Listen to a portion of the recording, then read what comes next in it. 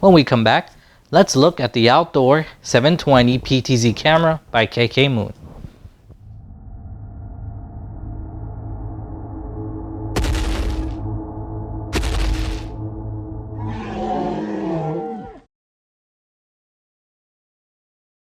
What's up guys? We live in a world where cameras can both ensure our safety or violate our privacy. But if you're going around installing cameras mainly for the purpose of watching over your property, then you probably considered putting up a pan-tilt zoom camera. But usually these PTZ cameras cost a hefty price. In comes a Chinese tech called KK-Moon. They mass produce everything from cell phones, tablets, cameras, locks, phone and tablet accessories, and card readers. One day, I happened to stumble upon the Outdoor PTZ camera for 60 bucks. Decent outdoor PTZ cameras usually start at 150 and up. After realizing that this PTZ was in fact 60 bucks, my next question was, what's the reliability on this camera? And what are the ratings for this manufacturer? I came across the same camera from the same makers on Amazon who were selling the camera for $120. There was less than 10 reviews on the product, but most claimed that the camera surprised them. Nonetheless, I made the purchase not just for one, but two. So what are the specs? Well, the embedded OS is Linux. It has a low-lux CMOS digital image sensor. The lens is a 2.8 to 12 millimeter 4x optical zoom autofocus lens. It has a view angle of 89.9 to 26.2 degrees. It has 22 infrared lights that illuminate a distance of 20 meters. It has a video resolution of 720p 25 frames per second. It has image enhancements such as backlight compensation, automatic white balance, digital WDR, and 3D digital noise reduction. It supports ONVIV 2.1 that's backwards compatible and has wireless standard B, G, and N. It has audio input and output, TF card slot that supports up to 128 gigabytes, and a build construction of aluminum. So for a camera that has all this, that's a pretty good deal. Now that you're familiar with it, let's unbox one. Alright, so here we got the KK-Moon IP camera, PTZ camera.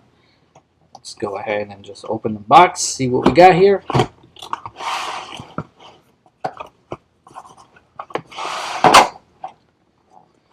Okay, so we have the instructions. That's the first thing you see. Then there's this protective foam, and there's the camera. We have the antenna for Wi-Fi.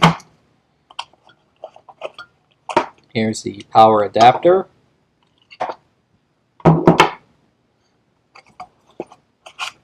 Here's the this is not a actual SD card. It's just a I call them burner cards because it's barely big enough to hold the OS for the camera if you want to install it on your computer.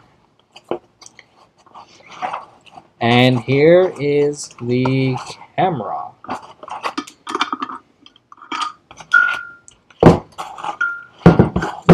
And the mounting screws. Like I said, very basic mounting screws.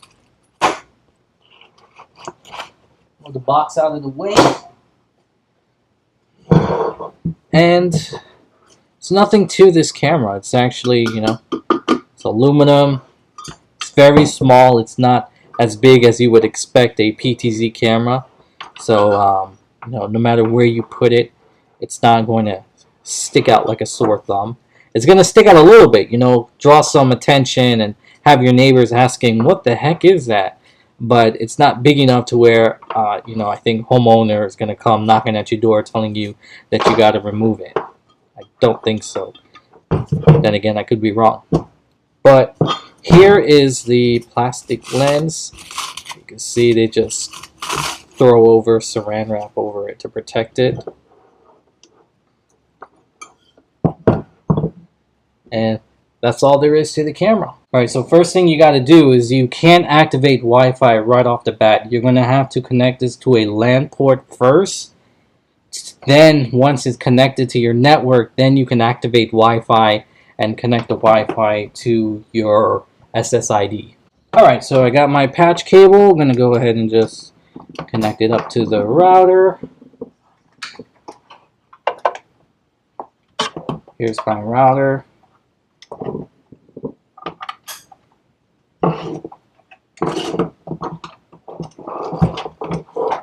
I forgot to mention, this is for audio in, and this last one is for audio out.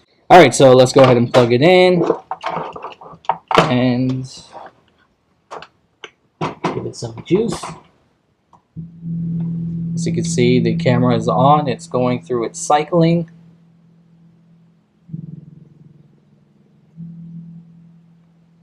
I believe the guide calls it calibration. But anyway, let's add the camera now. So we're going to do search camera from LAN. And here it is. Camera shows up. I'm going to go ahead and click it. Hit done. Sorry. Password. Default password is admin. So I got to enter that. Let me go ahead and enter that now and hit done. And done. Here we go. Camera's online. So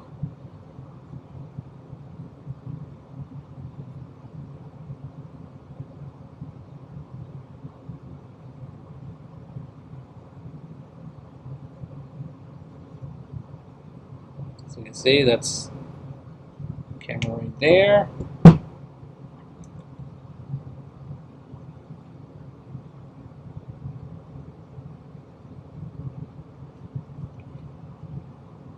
And with this app, you can go ahead and you can take a video recording. You can take a snapshot. If you have audio, you can activate the audio. You can turn it switch it between SD and HD. Like I said, this is HD right here. I'll show you a better example just now. Just kind of taking around the app. And then you can do your zoom, your focus. You can do presets for position presets. And you can do mirror and flip. And then once you deactivate the camera, you can go into settings, and right here you can change password, alarm setting, action with alarm, timing, record, audio setting, video setting, Wi-Fi setting. You go into Wi-Fi setting here, and that's where you will connect to your network. See, the network pops up here.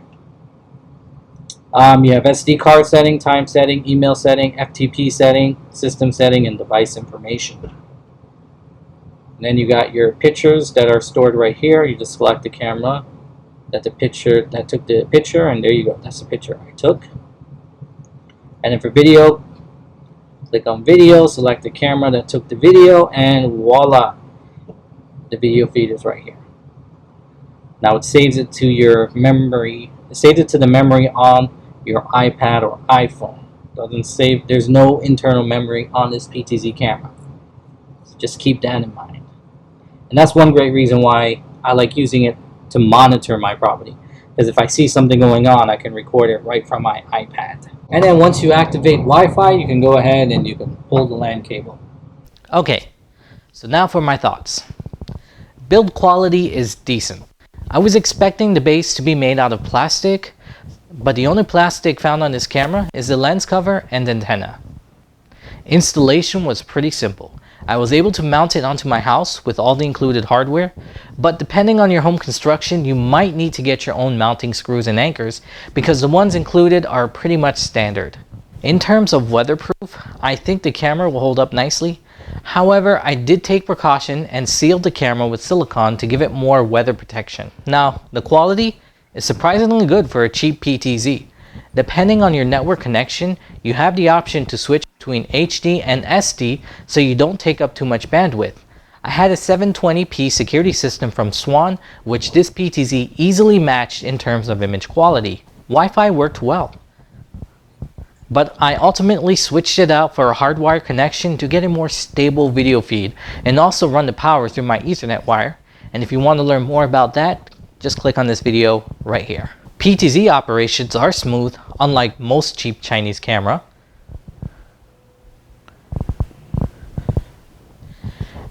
You have the option of putting in an SD card to save video and photos taken by the camera. It supports motion detection, so you can let the camera handle capturing events.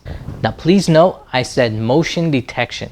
If you're looking for something to track the motion of an object within your camera's view, then what you want is something that supports motion tracking.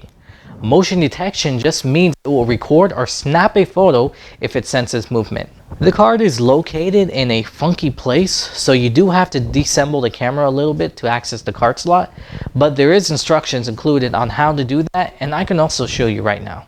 Okay, so let's say now I got an SD card and I want to put it in. How would I do that? Well, all I would do basically is remove the plastic cover.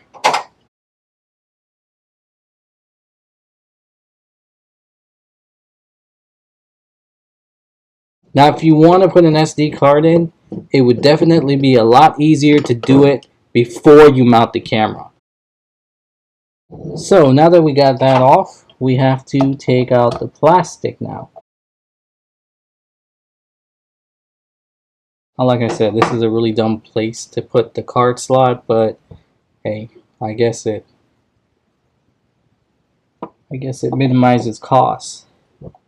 So now we have access to the card slot. Tilt the camera in the opposite direction, and I got my card. So right here, I'm gonna just drop the SD card in, push it down, and there you go, SD card's in. If you choose not to use a card, you do have the option of this camera taking snapshots when motion detection is activated and uploading those photos to a server of your choice. However, this works only with photos, and it's not exactly reliable, as a lot of motion activity did not get snapped when I tested it out. And those that do tend to be unusable due to the image being blurry. If you have an NVR unit that supports OnViv, then you can connect this camera to your NVR and have your NVR handle the recordings of the camera, along with native NVR PTZ controls.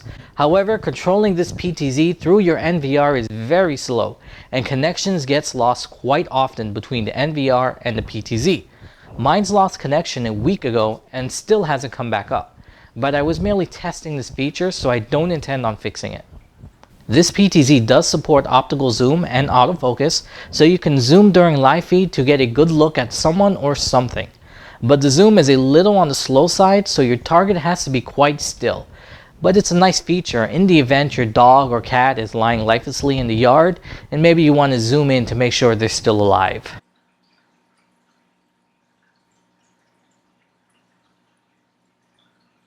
You can access the live video feed through any mobile device or web browser, and both platforms provide the same usability. It's a lot easier to configure settings like FTP, alarm, and email or push message alert through a web browser, but doing so through an app is more stable. And as a side note, push message only works if the app remains open. Once it's closed, you lose your push message. And that's pretty much all I have to say about this PTZ camera. I would definitely recommend this camera to anyone looking for a cheap alternative to a good PTZ camera, but just don't expect those high-end features like motion tracking and whatnot. But it is a good camera, and I would wholeheartedly recommend it. Thanks for watching this episode of Monster Review. You guys have a great day.